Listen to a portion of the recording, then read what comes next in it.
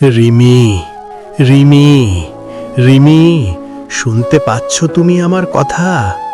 কি কি কথা বললো? ভয় পেও না রিমি, আমি তোমার বন্ধু। দেখো আমাকে, আমি তোমার বন্ধু আম গাছ। গ্রামের এক পাশে ছোট্ট একটি ঘরে থাকত হেলাল মিয়া, তার স্ত্রী রেনু এবং তাদের একমাত্র মেয়ে রিমি। হেলাল মিয়া ছিল একজন দিনমজুর, মানুষের খেতে খামারে কাজ করত সে। রেনু ছিল গৃহিণী।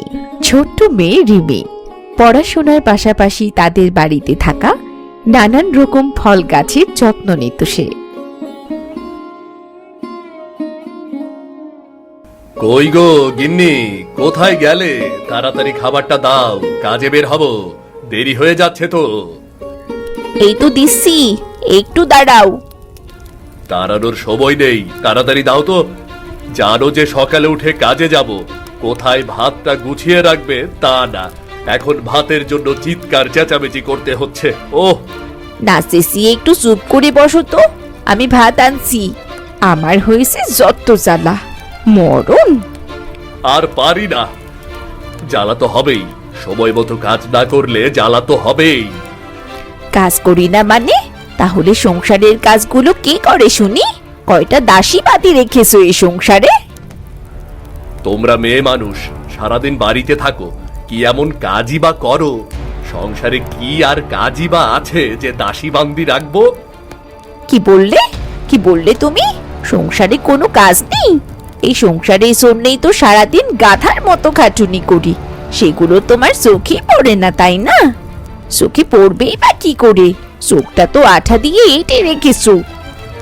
আচ্ছা আচ্ছা, হয়েছে, এখন কথা বাদ দিয়ে তাড়াতাড়ি করো, আমার যে দেরি হয়ে যাচ্ছে।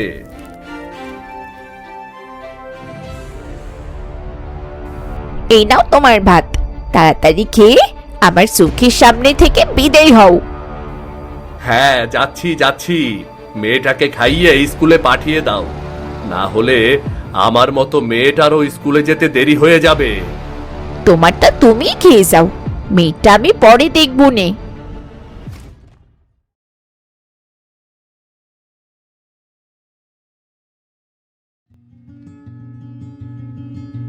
মা, ও মা, আমার তাড়াতাড়ি ভাত দাও, স্কুলে যেতে হবে না, বেলা তো অনেক হয়ে গেছে।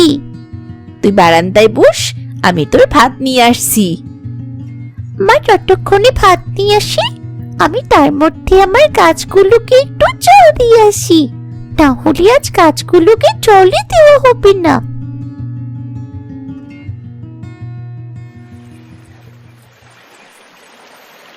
কিরে রিমি, কই গেলি? তোর ভাত নিয়ে এসেছি তো। মা, আমি গাছে জল দিচ্ছি গো, তুমি ভাতটা বারান্দায় রাখো, আমি এক্ষুনি আসছি। এখন তো তোর আর দেরি হচ্ছে না তাই না? আমি যদি একটু দেরি করি তাহলে তো তুই আর তোর বাপ মিলে আমার জীবনটা অতিষ্ঠ করে তুলিস। তাড়াতাড়ি আয় বলছি, এবার কিন্তু আমার হাতে তুই মার খাবি, এই বলে রাখলাম। আহ মা, রাখো তো ওখানে, আমি কাছে জল দিয়ে এক্ষুনি চলে আসছি। সারাক্ষণ শুধু গাছে জল দেওয়া আর গাছে জল দেওয়া, তাড়াতাড়ি আয় বলছি, না হলে আমার কাছে এবার কিন্তু সত্যি সত্যি মার খাবি। এই তো এসে পড়েছি মা। আচ্ছা মা, গাছে জল দিতে গেলে তুমি এত রাগ করো কেন বলো তো? তুমি তো জানো গাছ আমার খুব প্রিয়। এত গাছ গাছ করে হবেটা কি শুনি? তোদের বাপ বেটির ঢং দেখলে না আমি আর বাঁচি না। মা, তুমি সারাক্ষণ এমন করে কেন কথা বলছো? তুমি কি জানো স্কুলে আমাদের কি পড়িয়েছে? গাছ আমাদের অক্সিজেন দেয়, আবার তো অনেকে গাছের ফল ফুল বিক্রি করে তাদের জীবিকা নির্বাহ করে। যদি গাছ না থাকতো আমরা কি তবে অক্সিজেন পেতাম? আর অক্সিজেন না পেলে আমরা বাঁচতাম কি করি?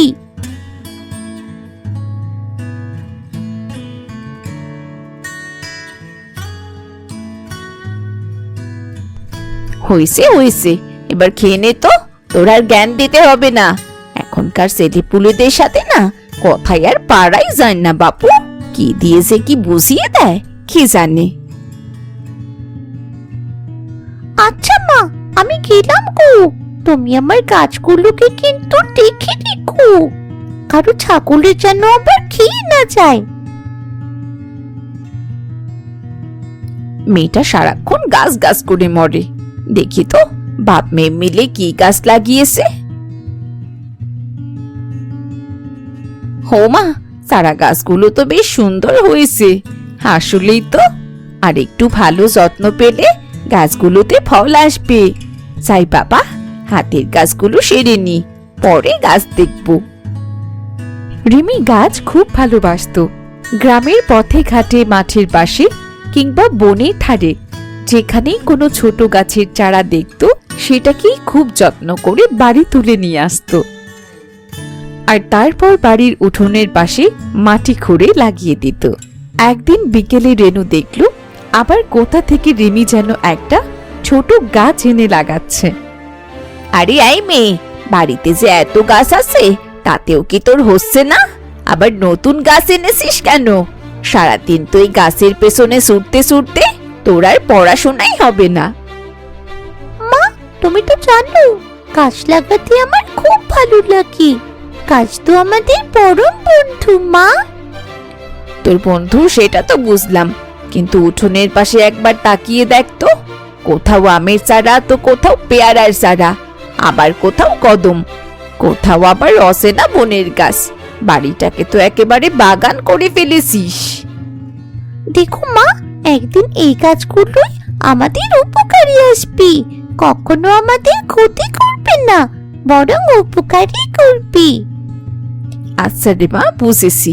আজ থেকে আমি তোকে গাছ লাগাতে বাধা দেব না। তুই তোর ইচ্ছে মতোই গাছ লাগা, আর গাছের যত্ন নে।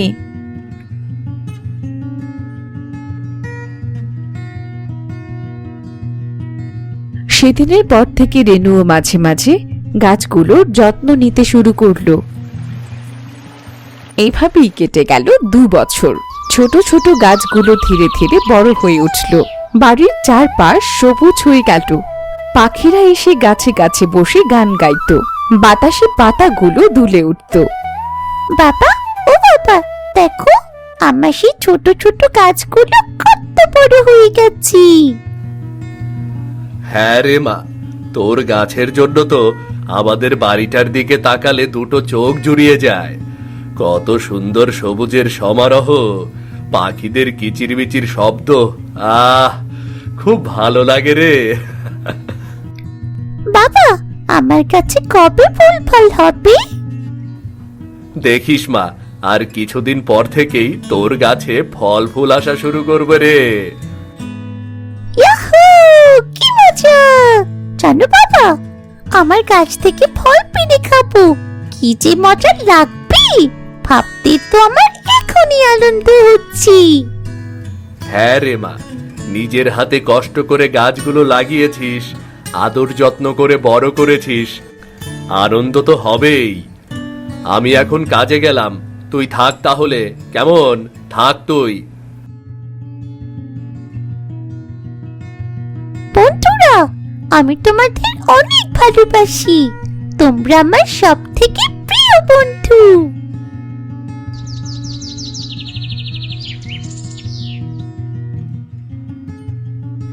কিরে হেলাল, কি অবস্থা তোর?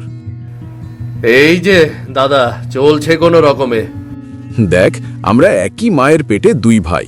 আমি আজ কোথা থেকে কেথায় চলে গেছি, আর তুই এখনো সেই পরের খেতে কাজ করে চলেছিস। কি করব দাদা, সবার ভাগ্য তো আর তোমার মতো হয় না। তোমার ভাগ্যে বড়লোক হওয়া লেখা ছিল, সেটা তুমি হয়েছ। আর আমার ভাগ্যে পরের খেতে কাজ করা লেখা আছে, আর আমি সেটাই করে যাচ্ছি। কথা তো ভালোই জানিস, কথার মতো একটু বুদ্ধি খাটিয়ে কাজও তো করতে পারিস, তাহলে তো আর পরের খেতে কাজ করে মরতে হয় না।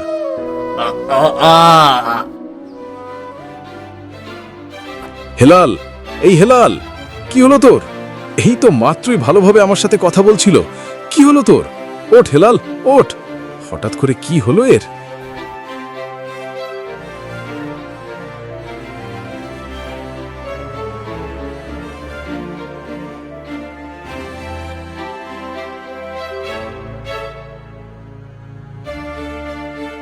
ছোট বউ, ও ছোট বউ, রিমি, ও রিমি, কোথায় তোরা? তাড়াতাড়ি বাইরে আয়। মা, বড় চাচার কল্যাণ না হঠাৎ এই সময় আমাদের বাড়িতে? বাবা, ও বাবা, কি হয়েছে তোমার? অমন করে চোখ বন্ধ করে আছো কেন? হগো হগো, কি হলো তোমার? চোখ খোলো। হগো হগো, কি হলো তোমার? তোর বাবা মাঠে অজ্ঞান হয়ে পড়ে গেছে। তোরা তোর বাবার কাছে থাক, আমি ডাক্তার নিয়ে আসি। ঠিক আছে চাচা।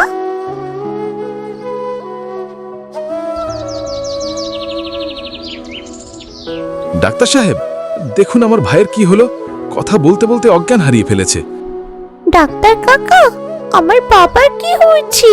বাবা কথা বলছে না কেন? তোমার বাবার শরীর অনেক দুর্বল, ওনাকে অনেক দিন বিশ্রাম নিতে হবে। এখন আর কাজ করা যাবে না। আমার ভা বিশ্রাম করলে ঠিক হয়ে যাবে তো ডাক্তার কাকা? হ্যাঁ, যাবে। বিশ্রামের পাশাপাশি ওনাকে ভালো ভালো খাবারও খাওয়াতে হবে। আমি কিছু ওষুধ লিখে দিচ্ছি, এগুলো নিয়মিত ওনাকে খাওয়াতে হবে। কেমন? নিয়মিত খাওয়াতে হবে কিন্তু। ঠিক আছে ডাক্তার বাবু। এই নিন আপনার টাকাটা। তুমি এখানে কি করছো? আর ডাক্তার বাবুকে তুমি কিসের টাকা দিলে? হেলাল মাঠে গিয়ে হঠাৎ অসুস্থ হয়ে, ওদের কাছে তো এখন টাকা নেই, তাই আর কি। তা ছোট, ডাক্তার বাবুর টাকাটা তো তুই দিতে পারছিস নাকি মানুষ দেখলে হাত থেকে টাকা বেরোতে চায় না? দিদি, ঘরে তো কোনো টাকা পয়সা নেই, আজ কাজে গিয়েই তো অসুস্থ হয়ে গেছে। ইস, ন্যাকা কান্না করিস না তো ছোট। আজ না হয় কাজ করতে পারিনি, তা সারা জীবন যে কাজ করেছি সেই টাকাগুলো কি করেছিস শুনি? দিদি, রিমির বাবা যে টাকা আয় করে তাতে তো সংসার চালাতেই শেষ হয়ে যায়, বাড়তি কোনো টাকাই থাকে না। কি ব্যাপার, কাগজটা হাতে নিয়ে অমন করে দাঁড়িয়ে আছো কেন? কাগজটা ওদের হাতে দিয়ে চলো, নাকি আজ সারাদিন এখানে দাঁড়িয়ে থাকবে? চাচা, ঘরে তো কোনো টাকা নেই। বাবার ওষুধ কেনারও টাকা নেই। ওষুধ না হলে তো বাবা আরো অসুস্থ হয়ে যাবে। চিন্তা করিস না রিমি, আমি তোর বাবার ওষুধ নিয়ে আসছি। দেখিস তোর বাবা তাড়াতাড়ি সুস্থ হয়ে যাবে।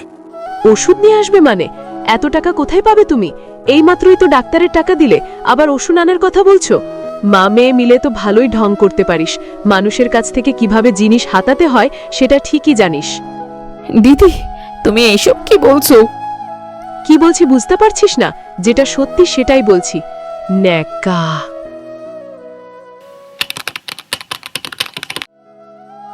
দেখতে দেখতে পার হলো দুদিন। রেণুদের ঘরে খাবার ও হেলালের ওষুধ ফুরিয়ে এলো। হায় সৃষ্টিকর্তা, এখন আমি কি করব? অসুস্থ মানুষটার মুখে যে দুটো খাবার দেব, সে খাবারটুকুও করে নেই। দয়া করো সৃষ্টিকর্তা, দয়া করো। মা, ও মা, এইভাবে কাঁদছো কেন? রিমি, ঘরে তো খাবার মতো কিছুই নেই, তোর বাবার ওষুধও শেষ। এখন এখন সংসার চলবে কি করে? আমরা খাবো কি, বাঁচবো কি করে? কেঁদো না মা, কেঁদো না। দেখো, সৃষ্টিকর্তা একটা পথ ঠিক বের করে দিবেন। রিমি মায়ের কান্না দেখে খুব কষ্ট পেল। চুপচাপ তার গাছগুলোর পাশে গিয়ে বসে পড়ল। বন্ধুরা, এখন আমি কি করব? আমার বাবা তো অনেক অসুস্থ, ঘরে খাবার নেই। অসুস্থ বাবার ওষুধও শেষ। এখন এখন আমি কি করব? বাবা মায়ের কষ্ট যে আমি আর দেখতে পাচ্ছি না। রিমি, রিমি, রিমি, শুনতে পাচ্ছ তুমি আমার কথা? কে কি কথা বললো? ভয় পেও না রিমি, আমি তোমার বন্ধু। দেখো আমাকে, আমি তোমার বন্ধু আম গাছ। রিমি অবাক হয়ে দেখল বাড়িতে লাগানো তার প্রথম আম গাছটি ধীরে ধীরে দুলছে। চোখ দিয়ে তার অনবরত জল গড়িয়ে পড়ছে। তুমি কথা বলছো বন্ধু?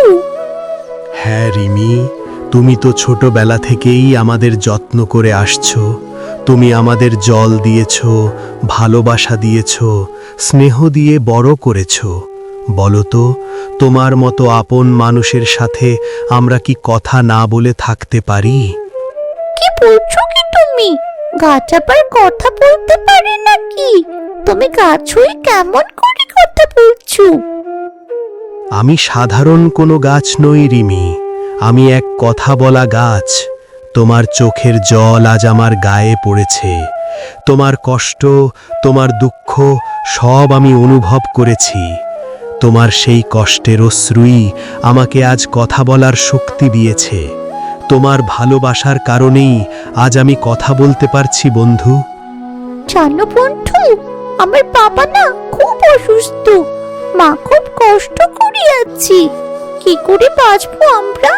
এখন তো সেইটাই বুঝতে পারছি না। অসুস্থ বাবাকে কি করে বাঁচাবো? চিন্তা করো না বন্ধু, কাল সকালে তোমার সব সমস্যার সমাধান হয়ে যাবে। তুমি এখন নিশ্চিন্তে ঘরে যাও।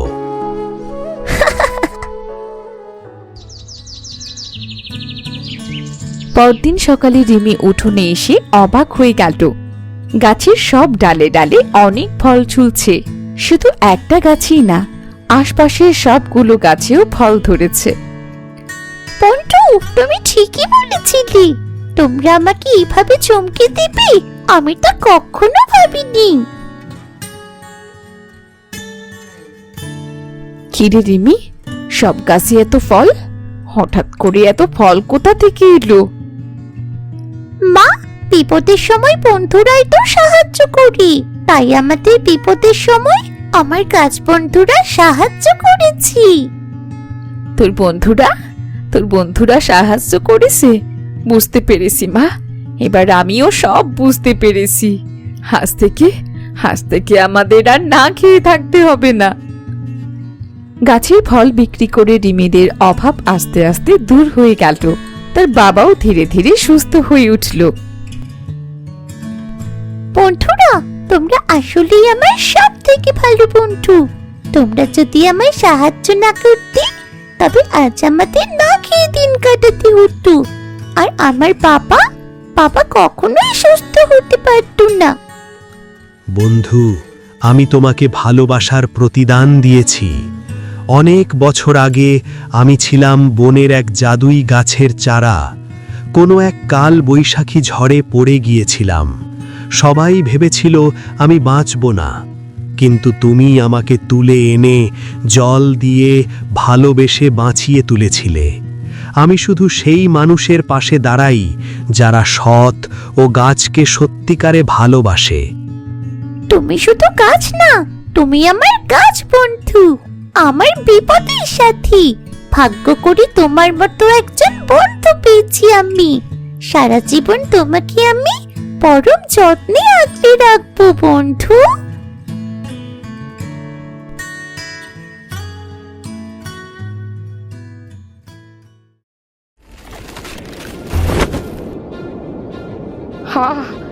মরে গেলাম রে।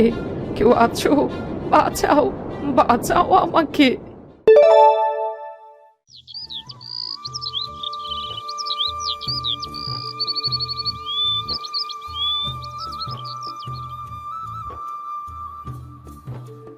ওই দেখ, ওই ডালের বড়ইগুলো কত বড় আর টকটকে লাল হয়ে আছে। ওগুলো নিশ্চয়ই অনেক মিষ্টি হবে খেতে।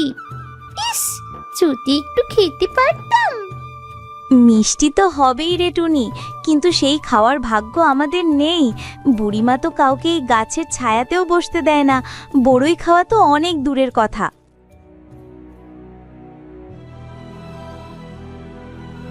তোদের সাহস তো কম নয়।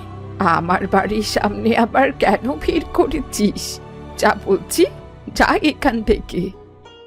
বুড়িমা, আমরা তো আপনার বাড়িতে ঢুকিনি, শুধু রাস্তার পাশে দাঁড়িয়ে বড়ইগুলো দেখছিলাম। বড়ইগুলো থেকে খুব সুন্দর গন্ধ বেরোচ্ছে। এত দেখা দেখির কোনো দরকার নেই, যত সব উৎপাত। তোরা নজর দিলে আমার বড়ইগুলো পচে যাবে তো। তোদের মতো লোভী বাচ্চাদের আমি ভালো করে চিনি। একবার সুযোগ পেলে গাছ থেকে সব বড়ই পেরে নিয়ে যাবি।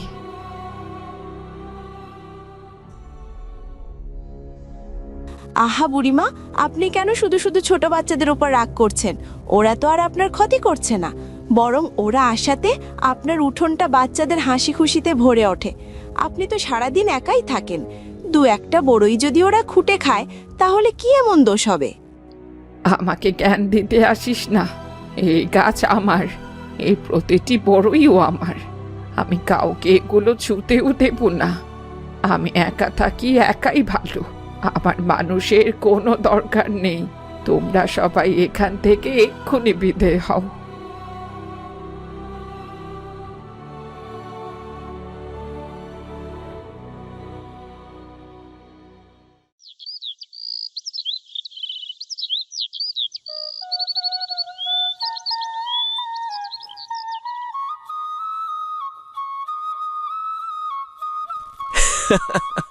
দেখুন ভাই, বড়ইগুলো কি চমৎকার দেখাচ্ছে। এবার বোধহয় ফলন আগের চেয়েও বেশি হয়েছে। আহা, এমন ফল যদি আমাদের বাড়ির গাছেও হতো। আস্তে কথা বলো আর গাছের দিকে তাকিও না। ওই দেখো বুড়ি কেমন গাছ পাহারা দিচ্ছে। কি দেখছো কি তোমরা? আমার গাছের দিকে ওভাবে হা করে তাকিয়ে থাকার মানেটা কি? তোমরা কি ভাবছো তোমাদের চোখের নজরে আমার সব বড়ই ঝরে পড়বে? আরে না না বুড়িমা, আমরা তো শুধু প্রশংসা করছিলাম। গাছটি কত সুন্দর ফলেছে তাই দেখছিলাম। এত প্রশংসার দরকার নেই বাপু। তোমাদের মতো মানুষদের আমি খুব ভালো চিনি। তোমাদের অন্তরে লোভ আর চোখে শয়তানি। নজর দিয়ে আমার গাছটা মেরে ফেলতে চাও? এক্ষুনি যাও, এক্ষুনি যাও এখান থেকে। এরপরে এই রাস্তা দিয়ে যাবার সময় অন্যদিকে তাকিয়ে যাবে।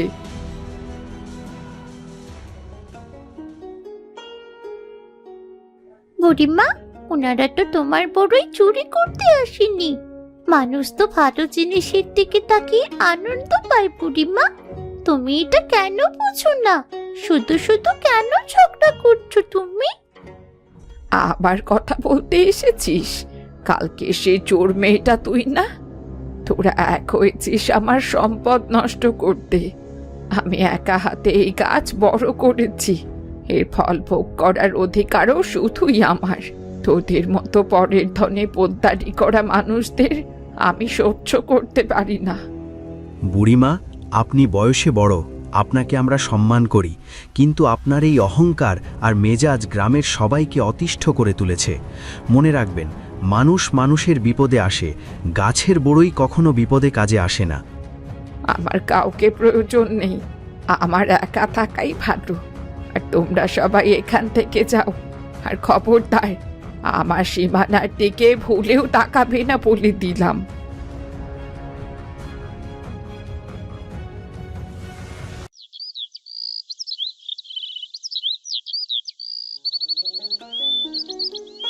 বুড়িমাই সন্ধ্যায় নিশ্চয়ই ঘরের মধ্যে আছি। চাই কটা বড়ই যদি গাছের নিচে পড়ে থাকে নিয়ে আসি। আজ কদিন ধরে বড়ই খেতে খুব ইচ্ছে করছি। রসালো পাকা, কি সুন্দর বড়ই বুড়িমার কাছে।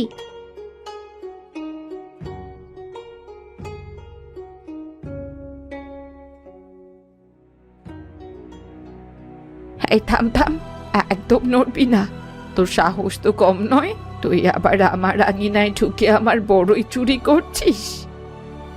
মাফ করে দাও বুড়িমা, আমি তো গাছ থেকে বড়ই পারিনি।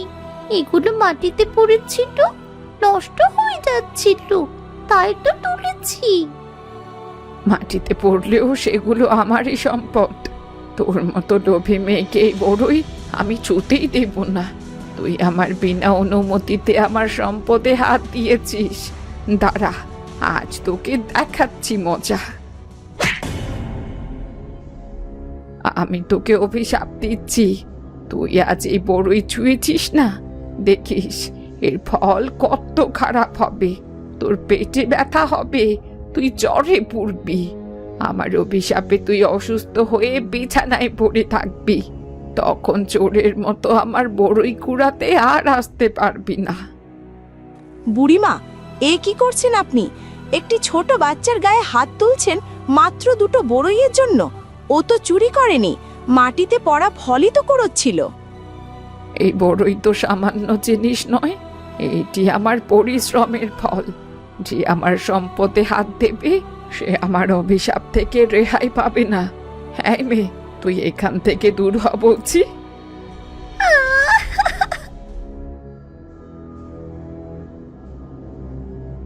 বুড়িমা, সত্যি আপনার বয়স হয়েছে, কিন্তু বুদ্ধিশুদ্ধি মনে হয় লোপ পেয়েছে। সামান্য বড়ইয়ের জন্য আপনার এত অহংকার? মনে রাখবেন, কোনো কিছু নিয়ে এত অহংকার করা ঠিক নয়।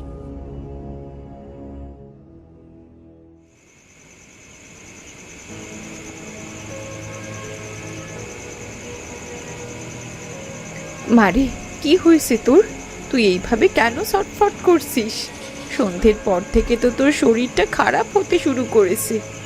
এখন তো দেখছি তোর অবস্থা আরো গুরুতর হয়ে উঠছে।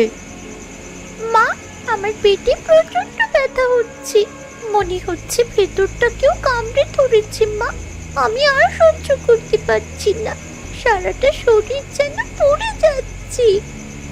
সকালেই তো সুস্থ ছিলি, হঠাৎ করে কি এমন হলো? তুই বাইরে কোথাও কিছু খেয়েছিলি? মা, আজ সন্ধ্যায় বুড়িমার গাছতলায় গিয়েছিলাম দুটো বড়ই কুড়ানোর জন্য, কিন্তু তিনি আমাকে অনেক বকেছেন আর অভিশাপ দিয়েছেন। তিনি বলেছেন আমার যেন পেট ব্যথা হয় আর আমি যেন জ্বরে পড়ে থাকি। মা, ওনার অভিশাপ কি তবে সত্যি হয়ে গেল? কি বললি তুই? তার মানে তোর এই অবস্থার জন্যে ওই অহংকারী বুড়ি দায়ী? সামান্য দুটো বড়ই জন্যে আমার ফুলের মতো মেয়েটাকে এমন অভিশাপ দিল? সে তো মানুষ নয়, সে একটা পাষাণ হৃদয়ের ডাইনি। একটা শিশুর ওপর এমন নিষ্ঠুরতা কেউ করতে পারে? কাল সকালেই আমি পুরো গ্রামকে জানিয়ে দেব যে ওই বুড়ি কতটা ভয়ঙ্কর। সে বড়ই জন্যে সে আমার মেয়েকে অভিশাপ দিয়েছে, যেন সেই বড়ই আর কেউ কোনোদিন স্পর্শ না করে। ওই বুড়ির ছায়াও যেন কেউ না মারায়।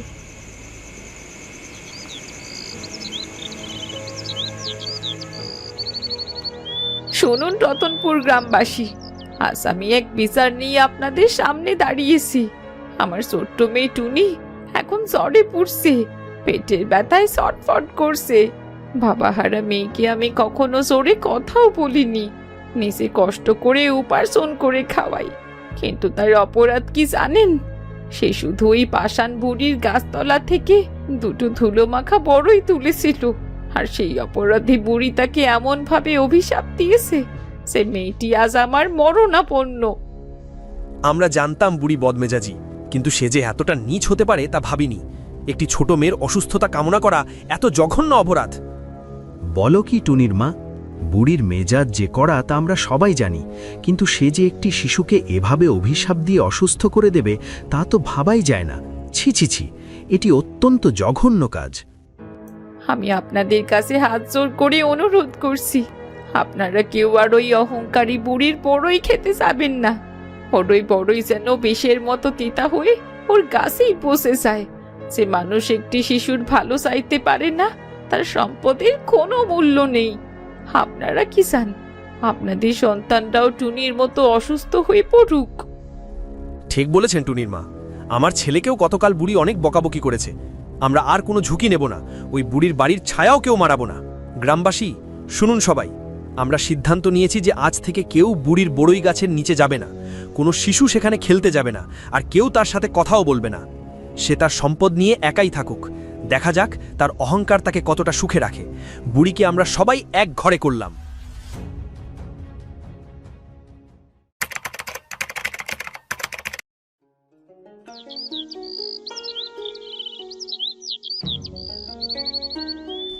ব্যাপার কি?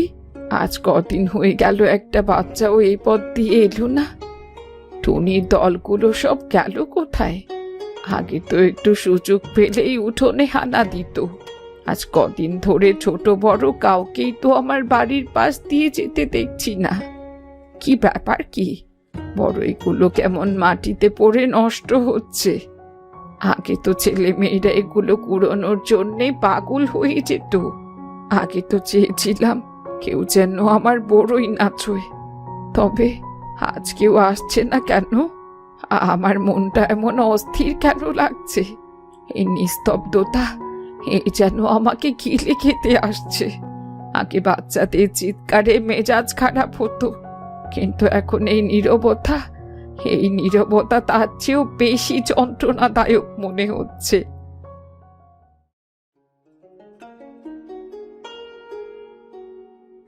জানো মা, মায়া এসে বলল বুড়িমার গাছতলায় নাকি অনেক বড়ই পড়ে আছে, কিন্তু সেই বড়ই আর কেউ ছুঁয়েও দেখে না, সব পড়ে নষ্ট হয়ে যাচ্ছে। নষ্ট হচ্ছে হোক, ওই অহংকারী বুড়ির বড়ই আর কেউ খাবে না। তোর যা অবস্থা হয়েছিল, বিধাতা এখন একটু ভালো করেছে, তবু তো এখন পুরোপুরি সুস্থ হোসনি। ওর অভিশাপ মাখানো ফল খেয়ে কারোর অমঙ্গল হোক তা আমি চাই না। তাই আমরা সবাই ঠিক করেছি ওর বাড়ির ছায়া আর কেউ মারাবো না।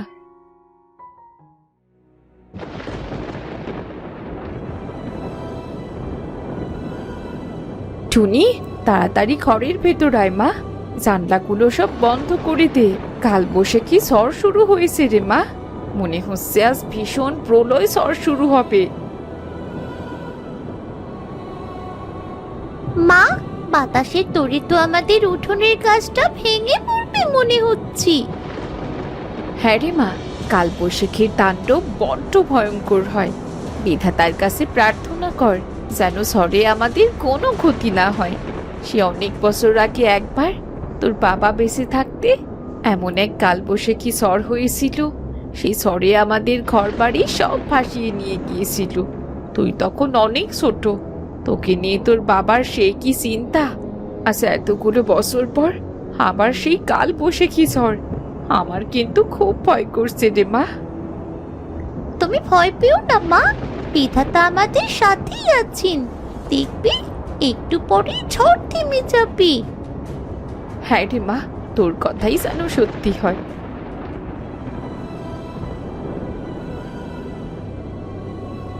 হায় বিধাতা, আজ এই কি দুর্যোগ শুরু হলো। আমার এই জরাজীর্ণ ঘর কি এই প্রলয় সইতে পারবে? ঘরটা যে মড়মড় করে কাঁপছে।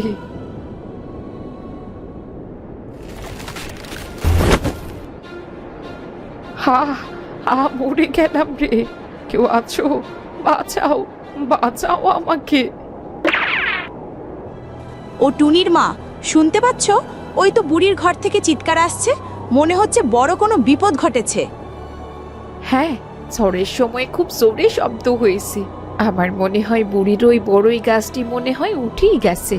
বুড়ি নির্ঘাত তার নিচে চাপা পড়েছে। আমাদের এখনই যাওয়া দরকার। মানুষটা যতই খারাপ হোক, আজ এই বিপদে তাকে ফেলে রাখা যায় না। চলো চলো, সবাই মিলে যাই।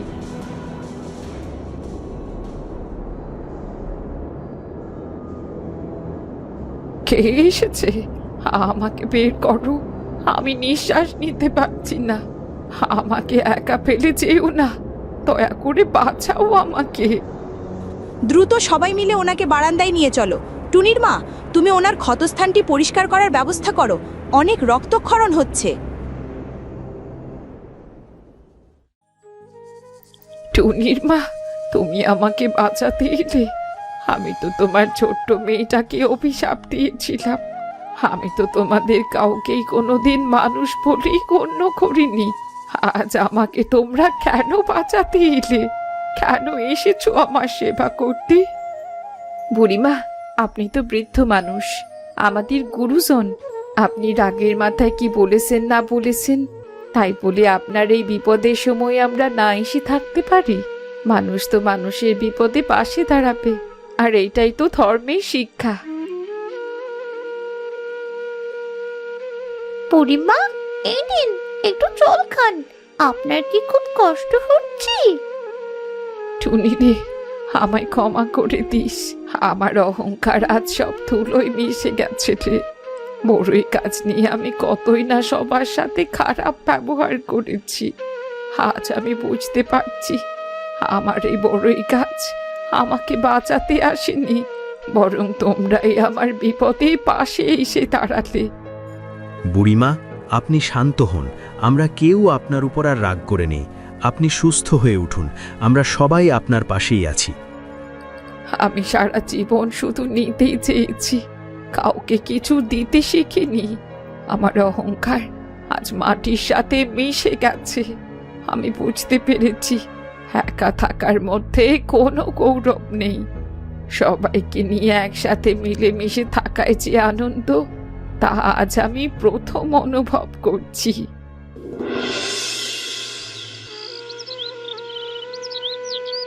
টুনির মা, আমার সময় ফুরিয়ে এসেছে, কিন্তু আমার বুকের ভেতরটা আজ খুব হালকা লাগছে, যেন দীর্ঘদিনের এক পাথর সরে গেছে। কারণ তোমরা সবাই ভালোবেসে আমার পাশে আছো। আমার নিজের বলতে কেউ ছিল না, কিন্তু মরার আগে তোমরাই যেন আমার আত্মীয় হয়ে পাশে দাঁড়ালে। এই আমার সবচেয়ে বড় পাওয়া। ওসব কথা বলবেন না বুড়িমা, আপনি সুস্থ হয়ে উঠবেন, আর তারপর আমরা সবাই মিলে আবার আপনার ঘর ঠিক করে দেব। টুনি, মারে, যা তো ঘরের ভেতর গিয়ে দেখ, আমার বিছানার পাশে একটা পুটুলি রাখা আছে, ওটা নিয়ে আয় তো মা।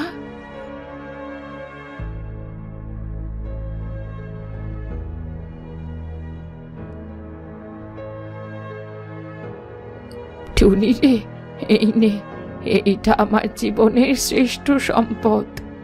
এতে আমার সেই বড়ই গাছের সবচেয়ে পুষ্ট আর মিষ্টি বড়ইগুলোর বীজ রয়েছে। এগুলো আমি যত্ন করে জমিয়ে রেখেছিলাম। আমি সারা জীবন এই গাছটিকে আঁকড়ে ধরে সবাইকে দূরে সরিয়ে রেখেছিলাম। আমি ভেবেছিলাম একা ভোগ করার মধ্যেই বুঝি আনন্দ, কিন্তু কালবৈশাখী ঝড় আর তোমাদের এই ভালোবাসা আমার চোখ খুলে দিয়েছে।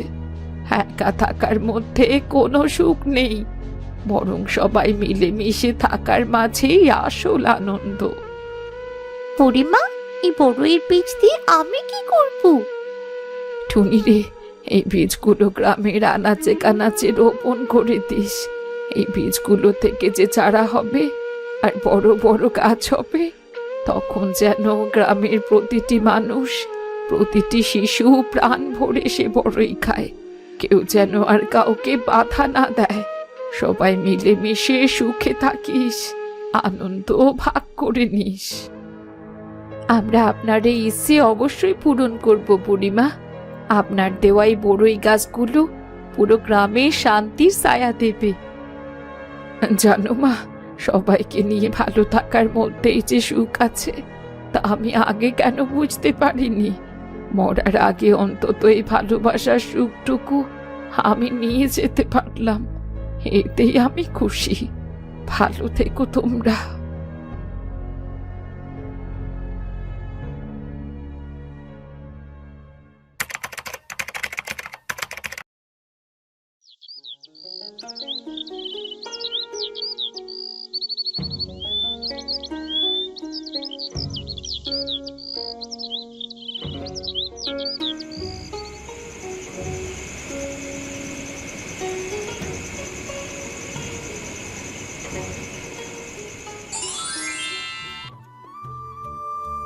বুড়িমা, আপনি এখানে? ভয় পাসনি মা, আমি তোকে ধন্যবাদ দিতে এসেছি। তোর ওপর আমি খুব খুশি হয়েছি, তাই তোর সাথে দেখা করতে এসেছি। ধন্যবাদ কেন বুড়িমা? আর আমি কি এমন করেছি যে তুমি আমার উপর এত খুশি হয়েছো? তুই যে আমার কথা রেখেছিস তাই। আমি যে বড়ই বীজগুলো দিয়েছিলাম আর তোকে বলেছিলাম এগুলো গ্রামে ছড়িয়ে দিবি, তুই তাই করেছিস। আর এখন সেই বীজ থেকে বড় গাছ হয়েছে। সেই গাছের বড়ই এখন গ্রামের সকলেই খায়। এইটা দেখে আমার খুব আনন্দ লাগে। হ্যাঁ বুড়িমা, আমি তোমার কথা মতো বীজগুলো সমস্ত গ্রামে ছড়িয়ে দিয়েছিলাম। এখন সেখান থেকে অনেকগুলো বড়ই গাছ হয়েছে। গাছের বড়ইগুলো এত সুস্বাদু আর মিষ্টি যে খায় সেই প্রশংসা করে আর জিজ্ঞেস করে এই বড়ই গাছ কোথা থেকে এলো। আর তখন আমি তোমার কথা বলি। তুই খুব ভালো রে টুনি, সারা জীবন এই ভালো কাজই করে যাস।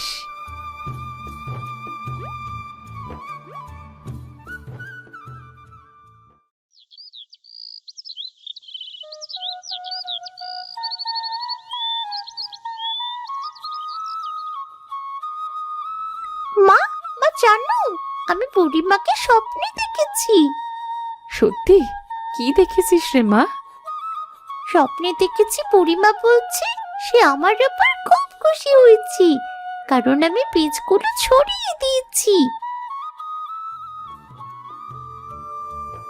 কি টুনির মা, তোমরা মা মেয়ে মিলে সকাল সকাল কিসের এত গল্প করছো? এই দেখুন না দাদা, টুনি নাকি রাতেই বুড়িমাকে স্বপ্নে দেখেছে। তাই নাকি? তা বুড়িমা কি বলেছে টুনিকে? বুড়িমা আমার উপর খুব খুশি হয়েছে, সে আমাকে ধন্যবাদ দেবার জন্যে আমার সাথে স্বপ্নে দেখা করেছি। সে বলেছে তার দেওয়া বীজগুলো আমি লাগিয়েছি, আর তাই এখন গ্রামের সবাই আনন্দ করে বড়ই খায়, আর এইটা দেখে তার খুব ভালো লাগে। দেখেছো তো, ভালো কাজ করলে তার ফল একদিন না একদিন পাওয়া যায়। সত্যি টুনির মা, টুনি আমাদের গ্রামের জন্য বড় উপকার করেছে। সত্যি কাকা বাবু, একটা ছোট্ট ভালো কাজও একদিন পুরো গ্রামকে আনন্দে ভরিয়ে দিতে পারে। আমি এটাই শিখেছি। টুনি মারে, তুই এভাবেই পরোপকারী হয়ে থাকিস সারা জীবন। আশীর্বাদ করি তুই অনেক বড় হ।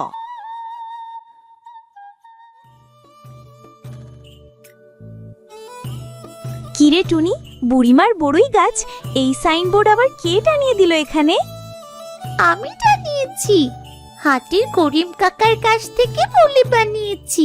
কেমন হয়েছে বলো তো? এ তো খুবই ভালো কাজ হয়েছে রে। তুই বুড়িমার কথা মনে রেখেছিস আর সবাইকে তার পরিচয় দিচ্ছিস।